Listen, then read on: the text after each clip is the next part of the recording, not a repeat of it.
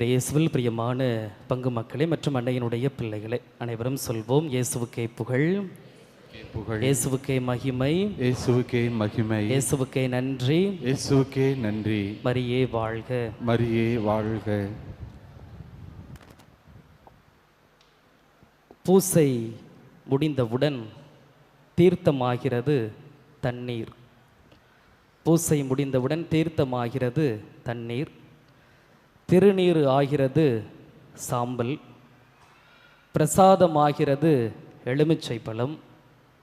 ஆனால் எந்தவித மாற்றமும் இல்லாமல் வெளியேறுகிறான் பக்தன். பூசை முடிந்தவுடன் தீர்த்தமாகிறது தண்ணீர், திருநீர் ஆகிறது சாம்பல், பிரசாதமாகிறது எலுமிச்சை பழம். ஆனால் எந்தவித மாற்றமும் இல்லாமல் வெளியேறுகிறான் பக்தன். இயேசுவில் பிரியமானவர்களே, திருவருகை காலத்தினுடைய 2வது ஞாயிற்றுக்கிழமையில் நாம் பயணிக்கின்றோம். இந்த திருவருகை காலம் அல்லது கிறிஸ்து பிறப்பை எதிர்நோக்கி இருக்கின்றோம். இவைகள் எல்லாம் நமக்கு மேலோட்டமானதாக இருக்கின்றதா அல்லது வேரோட்டமாக இருக்கிறதா என்பதை பற்றி சிந்திக்க அழைக்கின்றேன். இந்த திருவருகை கால தயாரிப்புகள் எல்லாம் நமக்கு மேலோட்டமானதாக இருக்கின்றதா அல்லது வேரோட்டமாக இருக்கிறதா என்று சிந்திக்க அழைக்கிறேன். கண்டிப்பாக நம் அனைவருக்கும் இந்த திருவருகை கால தயாரிப்புகள் எல்லாம் வேரோட்டமாக இருக்க வேண்டும். பல நேரங்களில் மேலோட்டமாக இருக்கின்றது. அதை வேரோட்டமாக மாற்ற இன்றைய திருவழிபாடு நமக்கு உதவி செய்கின்றது. ஒரு அழகான குடும்பம். அந்த குடும்பத்தில் அந்த தாத்தா ஒரு குடில் ஜோடித்து கொண்டிருக்கிறார். கிறிஸ்மஸ்க்காக குடிலெலாம் ஜோடித்து முடித்தாச்சு. அப்போ அந்த குடும்பம் திருப்பலிக்கு சென்று வீட்டிற்கு வருகிறது. அந்த வீட்டில் ஒரு பேரப்புள்ள இருக்கிறான். அந்த பேரப்புள்ள திருப்பலிக்கு போயிட்டு வந்த உடனே அந்த குடிலில் அந்த உள்ள சுரூபங்களை எல்லாம் பார்த்து விளையாடுகிறது அந்த குடிலில். அப்போ அந்த குடிலில் உள்ள குழந்தை இயேசுவிடமும் இந்த சிறு குழந்தை பேசுகிறது. குழந்தை இயேசு எப்படி இருக்கிறீங்க, இப்போ தான் பிறந்திருக்கிறீங்க அப்படின்னு சொல்லிட்டு அந்த குழந்தை இயேசுவிடமும் இந்த சின்ன பிள்ளை பேசுகின்றது. ஆச்சரியம் என்னவென்றால், அந்த குழந்தை இயேசுவானவரும் பேசுகிறார், அந்த சின்ன பிள்ளைகிட்ட பேசுகிறார். அப்போ அந்த குழந்தை இயேசு கேட்குறார், நான் இன்றைக்கி தான் பிறந்திருக்கிறேன் தெரியுமா, எனக்கு இன்றைக்கி ஹாப்பி பர்த்டே அப்படி தானே, எனக்கு இன்றைக்கி பிறந்த நாள், அதனால் எனக்கு ஒரு கிஃப்ட்டு கூட அப்படின்னு அந்த குழந்தை இயேசு இந்த சின்ன பிள்ளைகிட்ட கேட்குறாங்க. அப்போ அந்த சின்ன பிள்ளை என்ன சொல்கிறான், உனக்கு கிஃப்ட்டு வேணுமா, கிறிஸ்மஸ் வேறு, எங்கள் அம்மா முறுக்கு சுட்டிருக்காங்க, அதனால் ஒரு முறுக்கு எடுத்து தரட்டுமா அப்படின்னு கேட்குறார். அப்போ குழந்தை இயேசு பாவமாக கேட்குறார், நான் இப்போ தான் பிறந்திருக்கிறேன், பல்லு கூட எனக்கு முளைச்சிருக்காது, நீ முறுக்கு கொடுத்தா நான் எப்படி நறுக்குன்னு சாப்பிடுவேன், அதனால் முறுக்கெல்லாம் வேண்டாம் அப்படின்னு சொல்கிறார். அப்போ மறுபடியும் எனக்கு என்ன கிஃப்ட்டு தருவேன் அப்படின்னு கேட்டோன்னே, அப்படியா, உங்களுக்கு எங்கள் அப்பா கிறிஸ்மஸுக்காக புது ட்ரெஸ் எடுத்து கொடுத்துருக்கார், அந்த ட்ரெஸ்ஸை உங்களுக்கு கொடுக்கட்டுமா அப்படின்னு கேட்கும்போது அந்த குழந்தை இயேசு சொல்கிறார், நானே குழந்தை குட்டி பையன், உன்னுடைய ட்ரெஸ்ஸு எனக்கு எப்படி பற்றும், அதனால் ட்ரெஸ்ஸு பத்தாதே அப்படின்னு சொல்லும் பொழுது, அப்படியா, இப்போ இன்னொரு கிஃப்ட்டு தரட்டுமா அப்படின்னு கேட்கும்போது, சரி கொடு அப்படின்னு சொன்னோன்னே, எங்கள் அப்பா கிறிஸ்மஸுக்காக எனக்கு ஒரு ஃபுட்பால் வாங்கி கொடுத்துருக்காரு, ஒரு கால்பந்து வாங்கி கொடுத்துருக்கார், அதை தரட்டுமா உனக்கு, நீ உதச்சி விளாட்லாம்ல அப்படிங்கும்போது குழந்தை இயேசு, இங்கே பற்றியா மறுபடியும் இப்படியே பேசுகிற, நான் இப்போ தான் குழந்தை, கால்லாம் நீட்ட முடியாது, நான் எப்படி போய் ஃபுட்பாலை உதைப்பேன் அப்படின்னு சொல்லும் பொழுது இப்படியா போயிட்டுருக்கு இவருடைய உரையாடல்.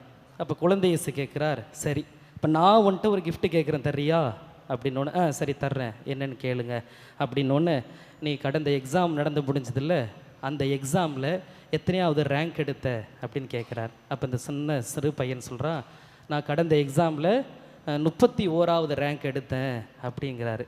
ஏன்னா கிளாஸ்லேயே 31 பேர் தான், அதனால் நான் 31வது ரேங்க் எடுத்தேன் அப்படின்னோடனே, சரி அந்த 31வது ரேங்கை கொடு அப்படின்னு சொல்லும் பொழுது இந்த குழந்தைக்கு ஒரு சோகம் ஏற்படுகிறது. 31வது ரேங்க்கு, கிளாஸ்லேயே கடைசியான ரேங்க்கு அப்படின்னு சொல்லிட்டு ஒரு சோகம், அந்த இதயத்தில் ஒரு வலி, ஒரு தோல்வி, ஒரு ஏமாற்றம். ஆனால் குழந்தை இயேசு அதை கூட, அந்த 31வது ரேங்கையும் அதனால் ஏற்பட்ட தோல்வி, அந்த வருத்தம், அந்த வலி, அதை கூட எனக்கு கிஃப்டா அப்படின்னு சொல்லி கேட்குறார். அடுத்ததாக சொல்கிறார், போன வாரம் ஸ்கூலில் என்ன பண்ண அப்படின்னு கேட்கும்போது, போன வாரம் ஸ்கூலில் எனக்கு என் ஃப்ரெண்டுக்கும் சண்டை, அதனால் கோவப்பட்டு என்கிட்ட ஒரு ஜாமெண்ட்ரி பாக்ஸ் இருந்துச்சு, அதை விட்டறிஞ்சு அடிச்சிட்டேன் அப்படின்னு சொன்னோடனே அந்த ஜாமெண்ட்ரி பாக்ஸ் உடஞ்சிருச்சு அப்படின்னு சொன்னோடனே குழந்தை இயேசு கேட்குறாரு, நீ அந்த ஜாமெண்ட்ரி பாக்ஸை விட்டு அடிக்கும்போது கோவம் வந்துச்சு பார்த்தியா, அந்த கோவத்தையும் அந்த உடஞ்ச ஜாமெண்ட்ரி பாக்ஸையும் கொடு அப்படின்னு கேட்குறார். குழந்தை இயேசு மறுபடியும் சொல்கிறார், இன்னும் ஒரே ஒரு கிஃப்ட்டை மட்டும் உன்ட்ட கேட்டுக்கிறேன் தர்றியா அப்படின்னோடனே, சரி தர்றேன், என்னன்னு கேளுங்க அப்படின்னு கேட்கும்போது, இந்த ஜாமெண்ட்ரி பாக்ஸை உடைச்சி, இல்லை உங்கள் அப்பாட்ட போய் என்ன சொன்னேன் அப்படின்னு கேட்கும்போது, எங்கள் அப்பாட்ட போய் நான் பொய் சொன்னேன், ஜாமெட்ரி பாக்ஸ் உடைச்சிட்டதா நான் பொய் சொன்னேன். ஏன் பொய் சொன்னேன்? ஏன்னா எனக்கு எங்கள் அப்பா மேலே பயம், அதனால் நான் பொய் சொன்னேன் அப்படின்னு சொல்கிறேன். அப்போ அந்த பயத்தையும் நீ சொன்ன பற்றியா பொய், அதை ரெண்டையும் கொடு, எனக்கு கிறிஸ்மஸ் கிஃப்டாக கொடு அப்படின்னு சொல்லிட்டு அந்த குழந்தை இயேசு அந்த பையனிடம் கேட்டானாம். இயேசுவில் பிரியமான சகோதர சகோதரிகளே, இதுதான் கிறிஸ்து பிறப்பு பெருவிழா. நம்மிடம் உள்ள தோல்விகள், நம்மிடத்திலே உள்ள வழிகள், நம்மிடத்தில் உள்ள ஏமாற்றங்கள், நம்மிடம் உள்ள உடைந்து போனவைகள், அவைகளை எல்லாம் அந்த குழந்தை இயேசு வாங்கி புதியதாக, புதிய மனிதனாக நமக்கு மாற்றி கொடுக்கின்ற ஒரு நிகழ்வு தான் இந்த கிறிஸ்து பிறப்பு பெருவிழா. இன்று உங்களிடமும் என்னிடமும் இந்த திருவருகை கால 2வது ஞாயிறிலே ஒரு பரிசை கேட்கின்றார். அந்த பரிசு தான் உங்களுடைய உள்ளத்தை கொடுங்கள், அந்த உள்ளத்திலிருந்து எழுகின்ற மனமாற்றத்தை எனக்கு கொடுக்க தயாரா அப்படின்னு இயேசு கேட்குறார். அந்த சின்ன பையன் கொடுத்துட்டான், ஜாமெட்ரி பாக்ஸு, முறுக்கு, அது இது எதையும் கொடுத்துட்டான். அப்போ நம்மள்கிட்ட இந்த திருவருகை கால 2வது ஞாயிறில் நம்முடைய உள்ளத்தை கேட்கின்றார். அந்த உள்ளத்திலே எழும்புகின்ற மனமாற்றத்தை கேட்கின்றார். எப்படிப்பட்ட மனமாற்றம் தெரியுமா? மனமாற்றத்தினுடைய லத்தீன் மூலச்சொல் மெட்டனோயா என்று சொல்வார்கள். மெட்டனோயா என்றால் முழுமையான தலைகீழ் இதய மாற்றம். முழுமையான தலைகீழ் இதய மாற்றம் எப்படி தெரியுமா? இன்றைய முதல் வாசகத்தில் நாம் வாசிக்க கேட்டோம். நடக்காது என்று நாம் சொன்னது, ஓனாய் செம்மறியை குட்டியோடு படுத்து கிடக்கும், சிறுத்தை புலியும் படுத்து கிடக்கும், கன்றும் சிங்கக்குட்டியும் கொளுத்த காளையும் கூடி வாழும். இந்த காட்டில் வாழ்கின்ற விலங்குகளை எல்லாம் பச்சிலம் குழந்தை நடத்தி செல்லும், பசுவும் கரடியும் ஒன்றாய் மேயும் என்று முதல் வாசகத்தில் எசையா இறைவாக்கினர் சொன்னது போல தலைகீழான ஒரு இதய மாற்றத்தை, முழுமையான ஒரு இதய மாற்றத்தை கடவுள் கேட்கின்றார். நம்முடைய மனதிலே உள்ள, உள்ளத்திலே உள்ள மமதை, அகங்காரம், தற்பெருமை, நான் தான் என்கின்ற இவைகளையெல்லாம் அவர் கேட்கின்றார். மனமாற்றமாக அவர் கேட்கின்றார். புனித ஜெரோம் என்று சொல்வார்கள், தமிழில் எரோனிமஸ் என்று சொல்வார்கள். அவர் 25ஆம் தேதி கிறிஸ்மஸ் அன்று திருப்பலி வைத்துவிட்டு அவருடைய அறைக்கு வருகிறார். அறைக்கு அந்த அவருடைய அறையில் குடில் ஜோடிக்கப்பட்டிருக்கிறது. அதை பார்த்து அவர் தியானம் செய்கின்றார். அப்பொழுது குழந்தை இயேசு அந்த காட்சி வடிவில் வருகிறார். குழந்தை இயேசு கேட்கின்றார், ஜெரோம், இன்று எனக்கு பிறந்த நாள், கிறிஸ்மஸ், எனக்கு என்ன கிஃப்ட் கொடுப்ப அப்படின்னு கேட்கின்ற பொழுது அவர் சொல்கிறார், குழந்தை இயேசுவே, உங்களுக்கு என்னுடைய இதயத்தை கொடுக்கிறேன் என்று சொல்கிறார்.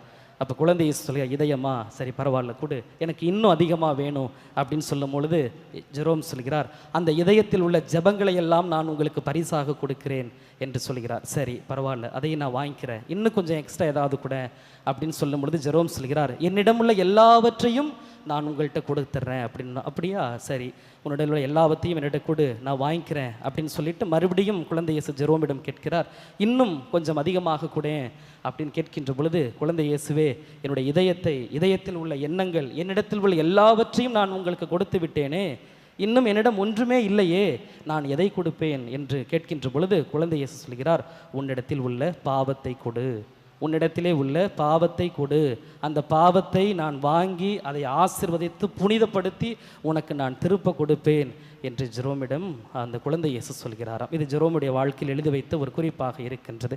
எனவே இந்த மனமாற்றத்தை தான் இந்த திருவருகை காலத்திலே கடவுள் கேட்கின்றார். சிறப்பாக இன்றைய நற்செய்தியில் வாசித்த திருமுழுக்கு யோவானும் அதைத்தான் உணர்த்துகிறார். எனவே இன்னும் 2 வாரங்களில் தான் நாம் பயணம் செய்ய போகின்றோம் கிறிஸ்து பிறப்பு பெருவிழாவை. இன்னும் வெளிப்புற ஆடம்பரமான நிறைய நாம் நடவடிக்கைகளில் ப்ரிப்பரேஷனில் ஈடுபட்டு கொண்டிருக்கின்றோம். தவறு அல்ல, கொண்டாட்டங்கள் தேவை, கொண்டாட்டங்கள் நம்மை ஒன்று சேர்க்கின்றன. ஆனால் அந்த கொண்டாட்டங்கள் முழுமை பெற வேண்டும் என்றால் இந்த மனமாற்றத்தை கடவுள் கேட்கின்றார். சரி, மனமாற்றம், இந்த மனமாற்றத்தை எங்கே போய் வாங்கிக்கிறது, எப்படி செய்கிறது, மனமாற்றத்தை எப்படி பண்ணுறது? நம்முடைய ஒரு அருள் சாதனம் இருக்குது. என்ன அருள் சாதனம்?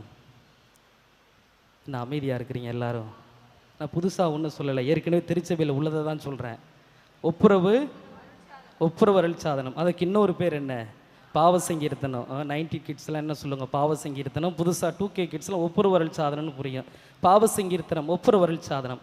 பிரியமான சகோதர சகோதரிகளே, நிறைய தயாரிப்புகளில் கண்டிப்பாக நீங்கள் ஈடுபட்டிருப்பீர்கள். நீங்கள் 24ஆம் தேதி கிறிஸ்துமஸ் பூசைக்கு போகிறதுக்கு முன்னாடி அது வேளாங்கண்ணி பங்கு மக்களாக இருக்கலாம் அல்லது அன்னையினுடைய திருப்பயணிகளாக இருக்கலாம், போய் பாவ சங்கீர்த்தனை செஞ்சுட்டு போங்க. நிறைய வீட்டில் நிறைய பிரச்சனை, கஷ்ட, கவலை ஏன் தெரியுமா? நிறைய இருக்குது. நீங்கள் முழுமையான ஒரு பாவ சங்கீர்த்தனம் செஞ்சு பாருங்களேன். முழுமையான ஒரு பாவ சங்கீர்த்தனம், நான் சொல்கிறது புரியுதுங்களா? முழுமையான ஒரு பாவ சங்கீர்த்தனம்.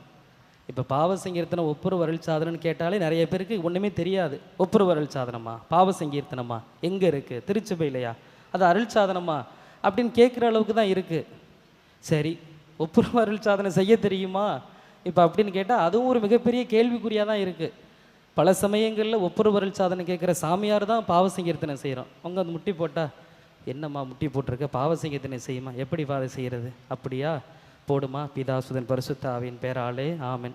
அப்புறம் ஃபாதர் பாவத்தையெல்லாம் சொல்லுமா. பாவமா, நான் ஒன்றும் செய்யலையே ஃபாதர். நீ பாவம் செய்யலைன்னா இங்கே வர வேண்டிய அவசியமே இல்லையே. இறக்குங்க லூர்து மாதாவே ஆரோக்கிய மாதம் இறக்கி வச்சுட்டு இவங்களை ஏற்றுங்க. ஏன்னா பாவம் செய்யலைன்னா அவங்க புனிதர்களாச்சே.